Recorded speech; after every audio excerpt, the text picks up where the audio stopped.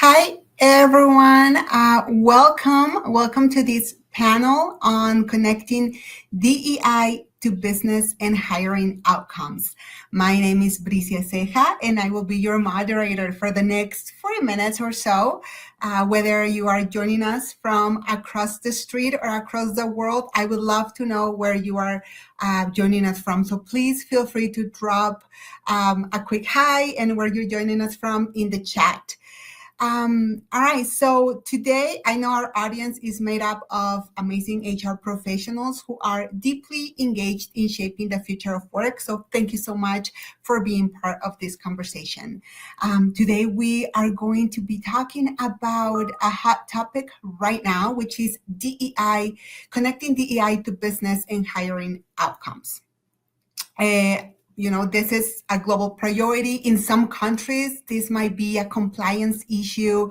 And for those of us who work in HR every day, the big question is, how do we move DEI from a statement or a policy into actual measurable outcomes? And how do we make sure that those outcomes impact who we hire, how we grow our talent, and ultimately how our organizations perform? So that is why I'm so excited about our panelists today. So I'm going to ask Jessa to please bring our panelists up. Awesome. Thank you so much. And before we start our conversation, I'm actually going to ask each of our amazing panelists today to quickly introduce themselves. So, and then after that, we can start our conversation. So I'm going to start with Erica, which you are first in my screen. So if you would like to go. Well, good morning, everyone. My name is Erica Gordon-Roberts. I am the Director of HR for Look Listen, which is a digital marketing agency in the Atlanta, Georgia area. I am also the founder and principal consultant for TIE Solutions Group, an HR consulting firm that provides leadership development, training, and consulting to businesses locally and nationally. I'm very excited to be here today. Thank you so much, Erica. Dr. Pearson? Well, hello, everyone. I am Dr. Angela Pearson. Everyone calls me Dr. P, so you can too. I work as Director of Organizational Culture and Belonging for Ithaca, which is a nonprofit with a mission to improve access to knowledge and education for people around the world. And I am so glad to be a part of this wonderful panel because you are right, this is a hot topic. Thank you. Thank you so much. Let's see, Lauran? Good morning, everyone. I'm Dr. Lauran Star. I am the only DE&I workplace psychologist in the United States. I am a chief people officer here in working in healthcare, and this is a topic I'm extremely passionate about. So I'm glad to be here.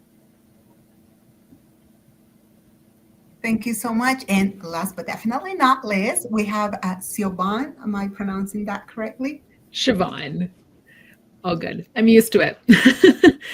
So my name is Siobhan O'Byrne. I work with a company called Envol Strategies. I am an HR and DEI program manager. We are a consulting group that helps companies make their businesses more human. And a big part of my role is helping businesses embed DEI more holistically throughout their businesses and kind of do exactly what we're talking about today, taking it from that statement into being something that is more actionable and tangible in their business. And so I work with companies across different industries to help them achieve that. Awesome. Thank you so much. So I'm very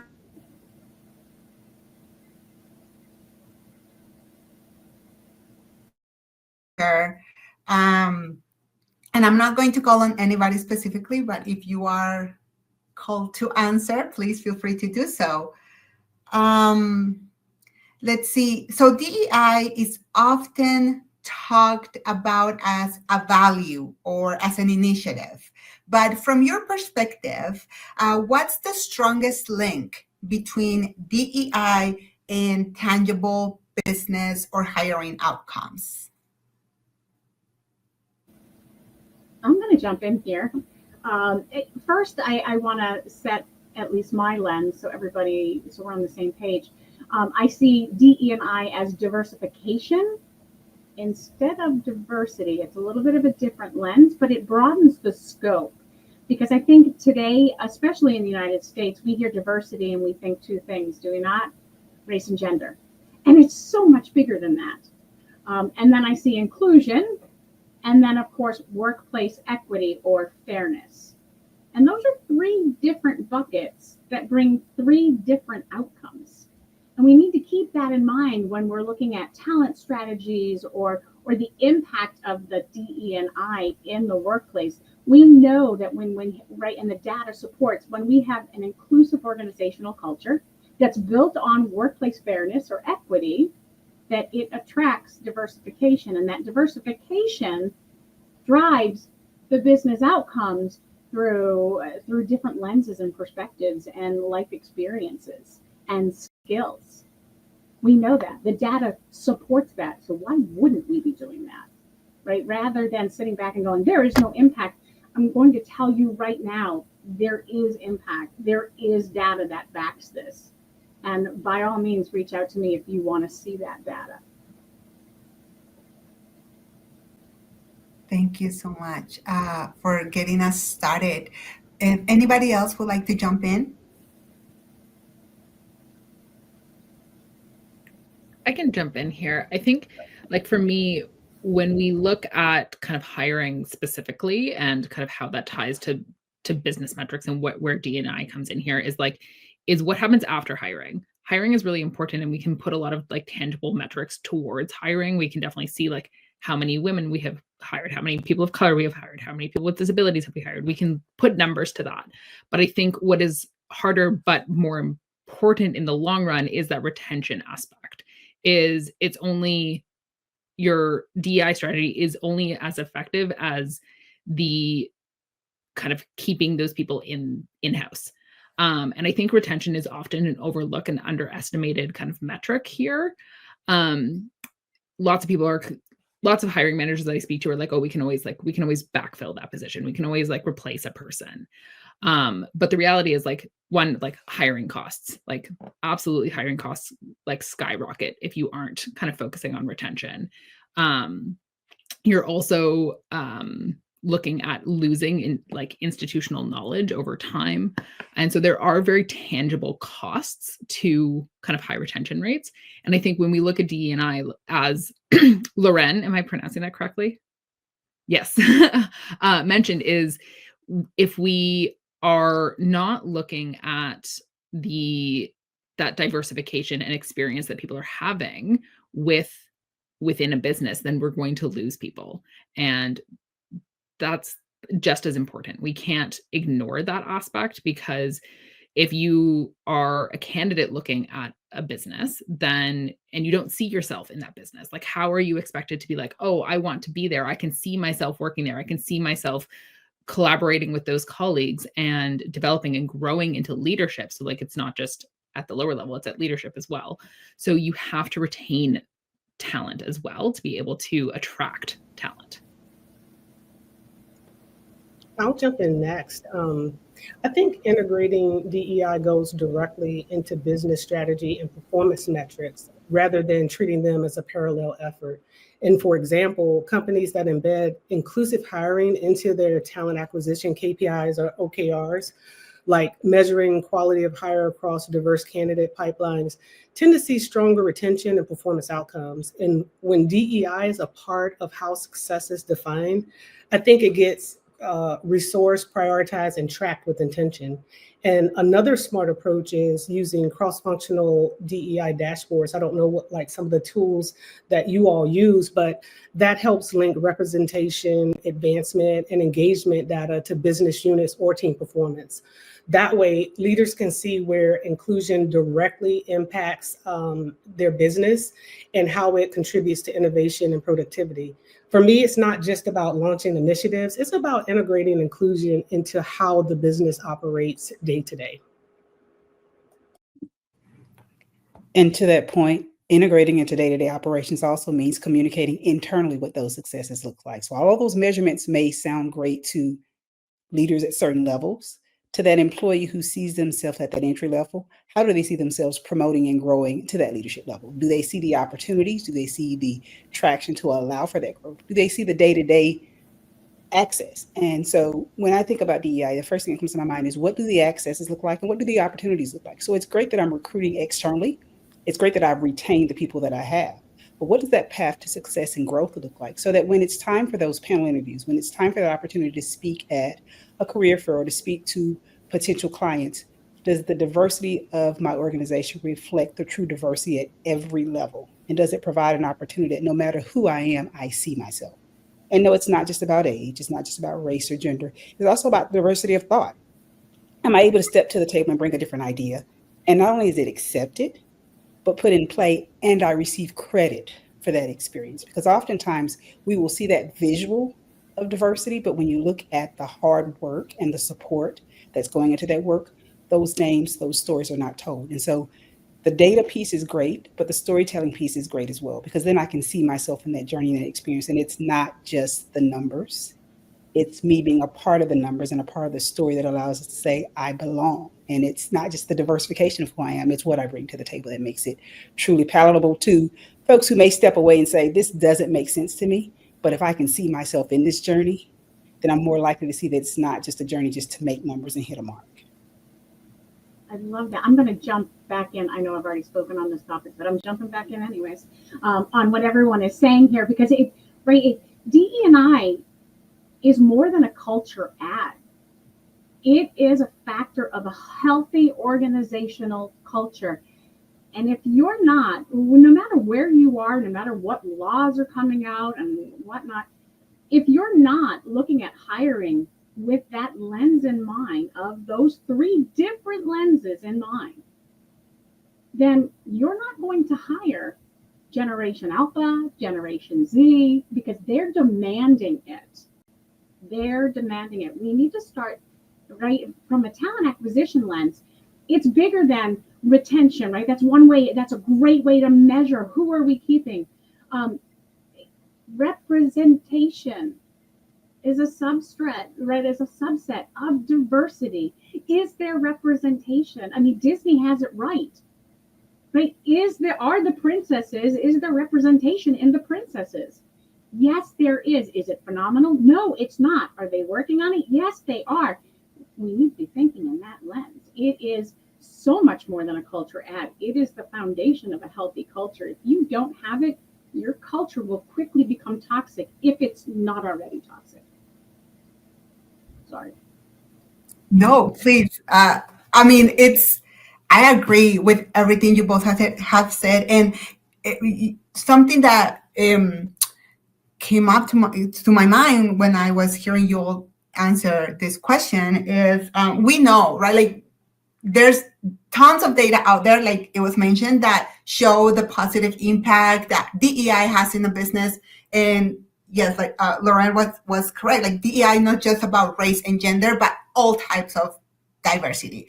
So how do we, I guess my question is, DEI data, speaking about that specifically, it's often reduced to like head counts, right? Like, how many people from certain demographics do we have in the company? But how do we move, or how do we shift the focus to using data as a way to tell stories, or as a way to talk about the progress in the business impact? I'd love to jump in here. This is like my bread and butter. So for me, when we talk about numbers, we, like, as you said, it is often gets reduced to like quotas. Is like, we want to hit 50% female representation. We want to hit X percent of people of color. We want to hit X percent of people with disabilities, X percent of Indigenous. In Canada, Indigenous people are also a big part of our DE&I strategy here. And what ends up happening is it ends up leading to a lot of frustration and backlash, because people are saying, well, like, I've got a candidate pool of 95% men. How am I supposed to hire 50% women from a candidate pool of 50% men?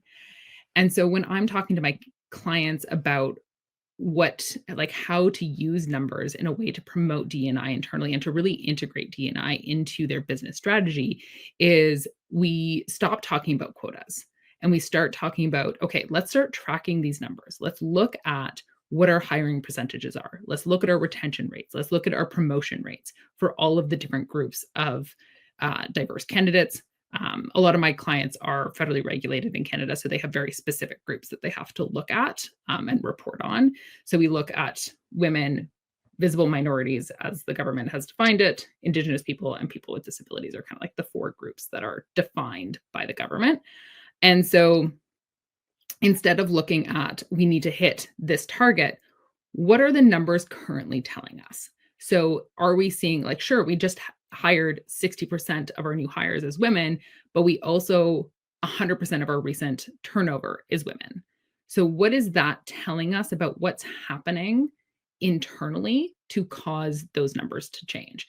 As opposed to saying, we just need to hit this number, we need to understand the root cause of what those numbers are saying. Because if we don't, then we're going to continue to see those numbers. Sure, we might attract more diverse talent, but we're not getting diverse talent into higher roles in the company. We're not seeing those promotions. We're not seeing the performance rates improve for those groups. We're seeing higher turnover for those groups because there's a root cause. And as we talked about with the last question, is like a lot of that has to do with the culture and people not feeling supported. They're not feeling like they belong. They're not feeling like they have those opportunities to grow and progress. And so they look for it elsewhere. They look for the place where they are going to get those opportunities. And so again, if we just focus on quotas, I think quotas are important to help kind of drive those, like some of those initiatives. But if we just focus on that, we're losing the big picture of what is happening internally within the business.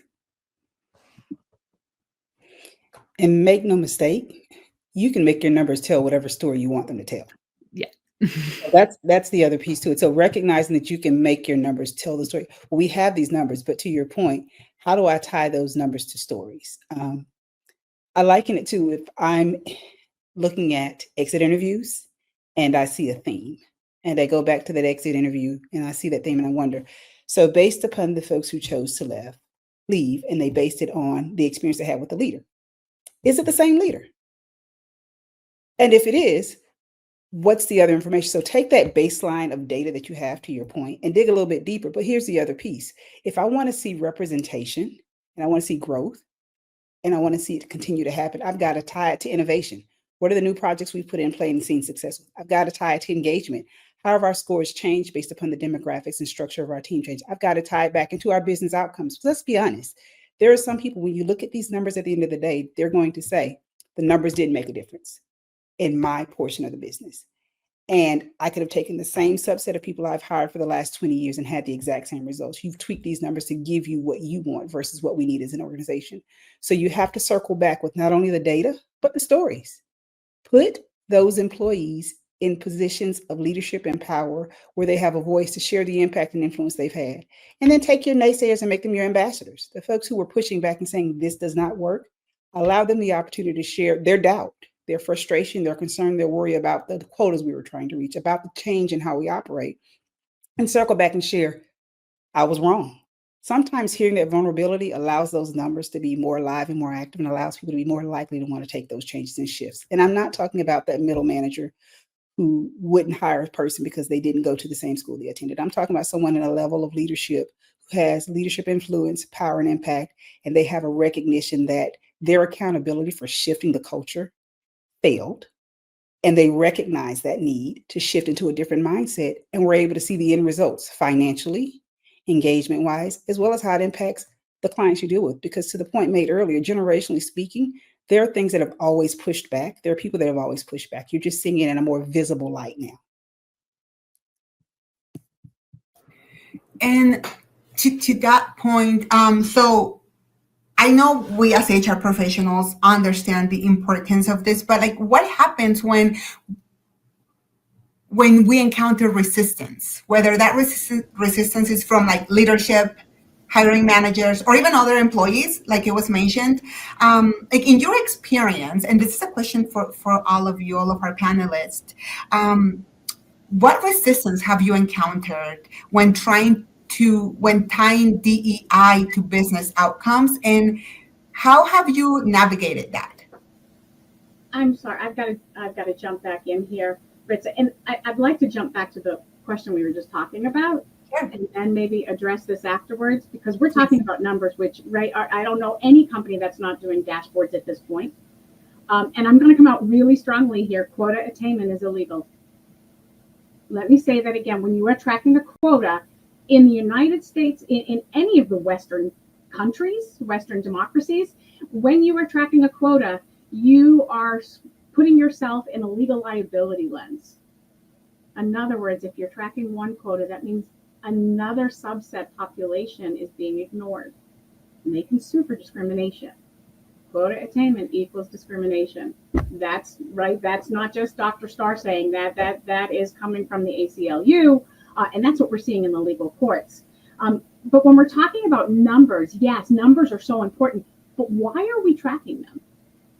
Has anyone ever asked, right? Like, I love sitting down with my executive team, and they're like, we want this dashboard, we want that dashboard. Why? Why do you want it? I have the numbers, right? That's my job. Why? What are you hoping to gain from it? And all too often, they have no idea. They're like, oh, we're looking for representation. But okay, so what? So what? What does representation mean? Right? And I go back to that, when I look at data, the dashboards, when I look at representation, when I look at exit interviews, I'm looking at pain points. That's what the data is telling us. I love it when an organization says, oh, we are so diverse. Half of our workforce population are women. Who cares? What does that mean? Right? So that's where that storytelling is coming in.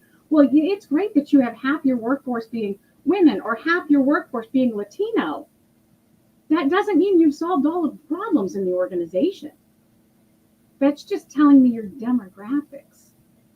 I need more than that, right? DE&I is so much more than demographics. And I think that's a fault line that most DE&I practitioners and in HR and leadership, that's a fault line that we kind of fall on. I think for the bigger solution with those numbers is, once we see what the pain points are, we have to go back to basics and ensuring that our management teams and our leaders understand what inclusive leadership is and what it means. In other words, what does it mean, right? You have a diverse team. How does that leader interface with that diverse team? And then remember that that's also right skills and what's brought to the table. And are all voices being heard on the team? That's inclusion. Right? When we do our engagement surveys, we know, right? We ask that question, right? Does everyone feel they can share their information, right? That they can speak out at a meeting? Do they feel safe to speak out at a meeting? Right? That data is telling me whether or not that leader, that manager, has created an inclusive team environment. And then we sit back and we go, okay, so let's talk about fairness then on that team. Does everybody have equal access to development? Forget promotions. Let's just talk about development right now. Or are we hand selecting? Right? That's another lens, right? Yes, dashboards are great, and demographic dashboards are great for knowing what our workforce looks like, but who frickin' cares? What I want to know is, how are we developing our workforce? How are we moving forward? How are we taking this amazing asset that we call talent? How are we growing that from an individual lens? I often will say to my managers and my leaders, I want you to treat every employee as if they have a disability.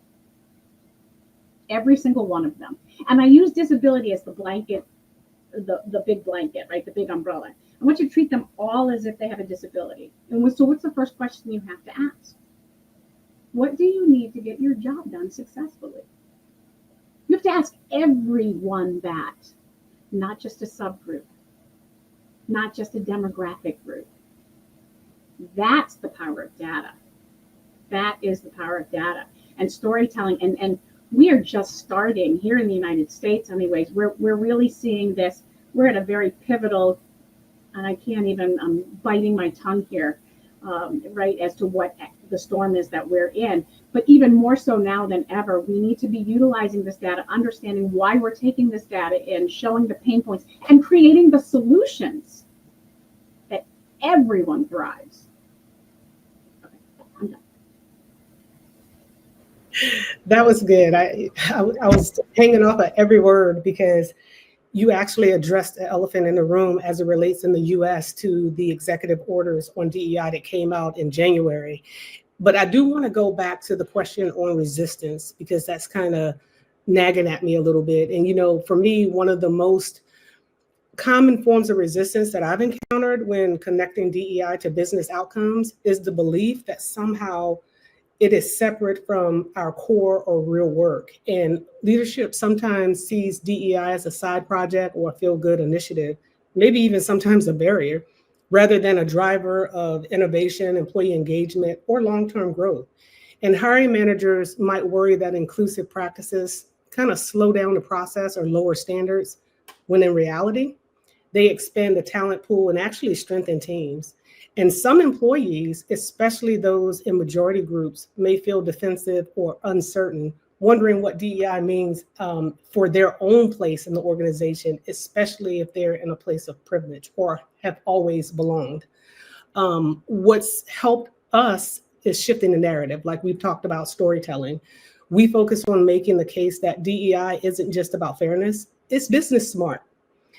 We share stories, lived experiences to humanize the numbers through things such as wins, breakthroughs, or gratitudes.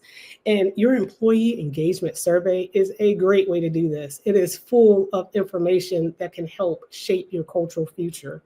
And we try to create space for honest conversations. And it's not always easy to do, even when there's discomfort. And we also invite people to co-create solutions rather than to feel like DEI is being pushed on them, because some people do feel like that. And when people feel heard, as mentioned before, not blame, they're more open to change. At least that's how I see it. And finally, tying DEI to existing goals like the retention, the performance, and employee engagement that we've been talking about this morning, it really makes it feel natural. And then it becomes a necessary part of doing good work.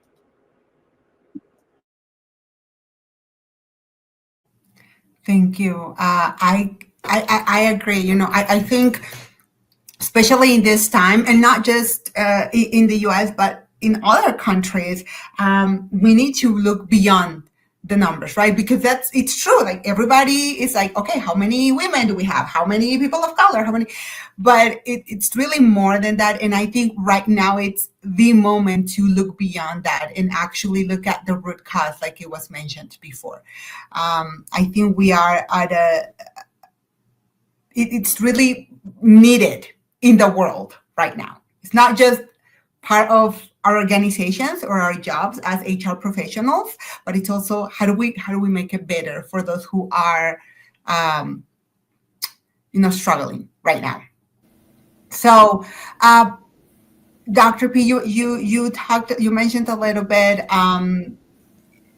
hiring managers and talent acquisition. So I want to ask, and again, this question is open to everyone, is sort of connecting DEI to talent acquisition specifically. What is the hardest part about integrating DEI into talent acquisition, and how are you tackling it in your experience?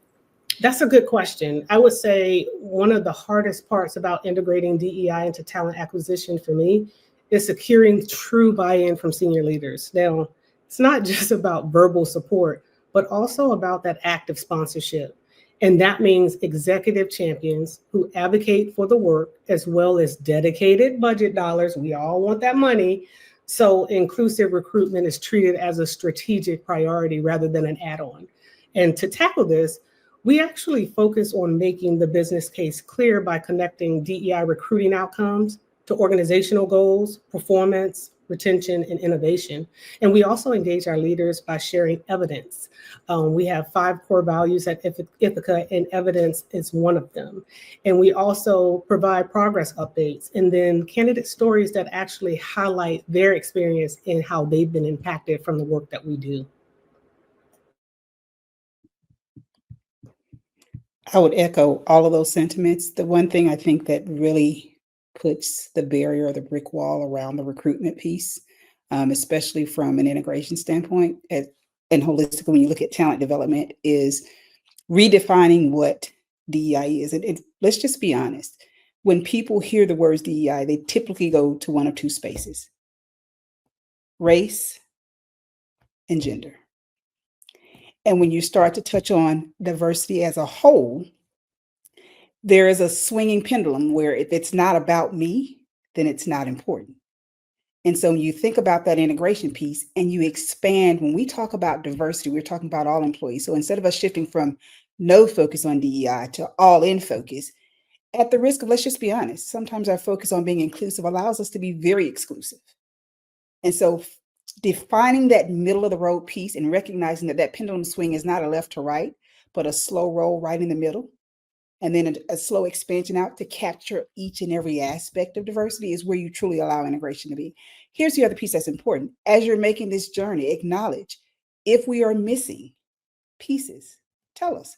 Having that open forum and circling back 3 weeks from now, 6 months from now, a year from now, with a diverse focus group of employees at every level, at every diverse experience to share what they're seeing. Because I may not experience it myself directly, but I may see it. And I may be able to use that storytelling piece, and then aligning those storytellings with the data will allow you to truly see those barriers you had before disappear. The final piece to it, though, is being able to share that story externally. Because if you look at your recruitment strategy, you realize you're only recruiting a certain sector of people, it's because your ambassadors, when they're asked about their opportunities within the organization, have a story to tell, and their story does not warrant one that wants me to be there. I'll give you guys a very quick story because I think it's important to speak to this. I used to do recruiting for a major grocery retailer, and we restructured our interview panel.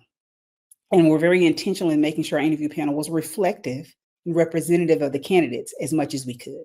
Now, oftentimes you may not know what that looks like, so that means you have to diversify your panel as much as possible. And there was a young man who, post the interview, I asked the question, I said, are there any outstanding questions you may have? And he said, no, the one question I had, you answered for me.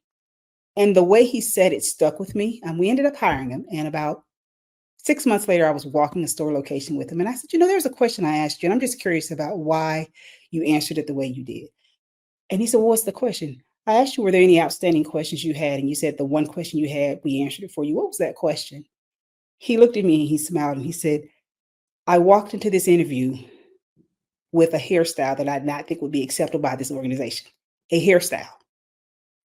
Not age, not race, not gender, not education, a hairstyle.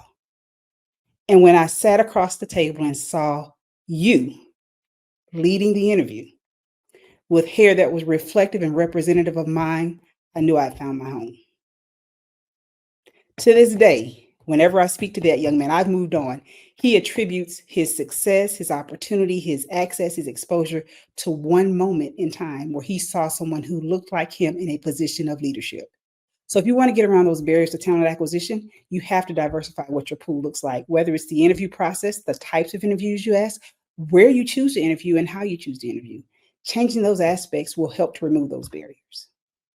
I think it also goes back to, and Eric, I love your story, absolutely. But I think it goes, right, the underlying theme goes back to what Dr. P said, right? We have to de-silo it. DE&I can't be an initiative. It has to be part of our core foundation. And right, it has to be part of our culture. And when that happens, there is an organic transition right into talent acquisition where right, we're not utilizing barriers, walls, or quotas to attract the best talent out there. The best talent will come to us in many different shapes and forms. But it can't be a one-up. I think, we talk about, how do you get executive buy-in? How do you get leadership buy-in? Where is the resistance? It all comes back to that. If you're getting resistance around that DE&I, especially in talent acquisition, it's because your DE&I is siloed. It's in a box. It cannot be in a box. Erica, you gave right that perfect example in having a panel that was a representation of the organization. If you go to an organization and you're interviewing, and heck, as a chief people officer, I've seen this multiple times where I'll go in and meet the C-suite team, and I'm like, so you're a bunch of, I'm going to say it, white privileged men. Where, right, like that tells me right off the bat, and this is not a company for me, because you're going to hate me, you're going to fire me, because I'm going to push that envelope to make it not a standalone, to take it out of the box. I like to think of DE&I as that Pandora box, right? We need to get rid of the box entirely. And it has to start in the C-suite and trickle down. And fortunately, we're in a time in history where, the C-suite's retiring. It's young blood coming up now. And it is very diversified in that talent coming up. And organizations that aren't plugged into that right now will get left behind. They will get left behind. They're going to lose amazing talent because I'm going to grab them. Thank you. And Erica, I also love your story. Thank you for sharing that. We have about 5 minutes left, and I still have a lot of questions to ask. I also wanted to go through questions from the audience, but we only have 5 minutes left. So I'm going to ask one final question, and I would love if each of you take a minute to answer. My question is, if there's one action you'd encourage organizations to take tomorrow to better align DEI with business and hiring success and making it part of their culture, like we talked about, what would it be? What would that one action be? I like this one. This is a good ending question. So I would say it would be to redefine success profiles for key roles based on business and hiring success, and look at not just core skills, but lived experiences and future potential rather than these traditional credentials and linear career paths that we've had in place for the longest time. And this means rethinking how we evaluate candidates, focusing on what people can do and grow into, not just where they've been or the networks that they come from. And finally, I feel like this approach not only opens the door for more qualified and motivated talent, but it also strengthens long-term retention, adaptability, and performance. And it helps build trust because, again, as we've said, people feel seen for their real value, not just a resume. And then I would suggest starting with one role, measure the outcomes, and then let that become that model for scaling equitable, effective hiring. I think for me, and I think Dr. Pearson, Erica, and Lauran have all touched on this throughout the conversation today, is that we need to stop separating DEI as its own thing. We cannot keep it as a silo. It has to be a lens through which we look at every aspect of our business. It needs to be woven into, and I think Dr. P, you said this earlier, is it needs to be really fully integrated into the definition of success for performance, for innovation, for engagement. DEI is business. It is not its own thing. It has to be absolutely foundational to how we run our businesses. It also makes it a lot harder to cut out when businesses are looking to fix that bottom line. If it's fully integrated, they can't just chop it out. Thank you. Anybody else? Sure, I'll jump in here. I think one thing you could do tomorrow is have all your managers and leaders get to know their employees. Ask your employees, what are your superpowers and what's your Achilles heel to advancement? Right? Let's really get specific there. What's the Achilles heel? And if you have employees saying, I don't have an Achilles heel, you have failed as a manager or leader because you have not created a safe space for that individual, regardless of their demographics, to speak up. Thank you. Erica. I would say if there's one thing, it's hard to just say one, but I say if there's one thing, ask yourself, do you have a system in play for accountability and leadership ownership when you talk about tying DEI into business strategy? What is your system in play to ensure that the accountability is there and that there's leadership ownership there? It is only at that moment when people see that there is true buy-in and support and there's accountability for achieving those results or not achieving those results that people will believe you're truly committed to creating a space where diversity is valued, equity is expected, and inclusion is a part of the culture, not a separate initiative or a project. I love that. And I think that is a great way to close our conversation. I would like to thank again our panelists for taking time out of your busy day. I know you're super busy, but thank you so much for being with us today. To all of our audience, please connect with our panelists on LinkedIn. And thank you for participating in the chat. So thank you so much, everyone. And I hope you have a great rest of your day.